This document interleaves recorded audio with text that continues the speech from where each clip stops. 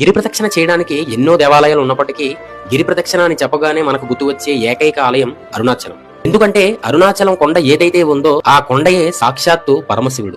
ఆంజనేయ స్వామి, శ్రీ అగస్త్య మహాముని వంటి సిద్ధ దైవ అవతారమూర్తులు కూడా ఏదో ఒక రూపంలో ప్రతిరోజు గిరి ప్రదక్షిణ చేస్తూనే ఉంటారు. ఇక్కడ పగలైనా, రాత్రైనా, సాయంత్రమైనా, ఎండైనా, వానైనా ఎప్పుడూ ఎవరో ఒకరు ప్రదక్షిణ చేస్తూనే ఉంటారు. సాధారణ రాతి కొండలాగా మన కన్నులకు కనిపించిన అరుణాచలం కొండ లోపల దాగి ఉన్న ఆధ్యాత్మిక నిధులు ఎన్నెన్నో.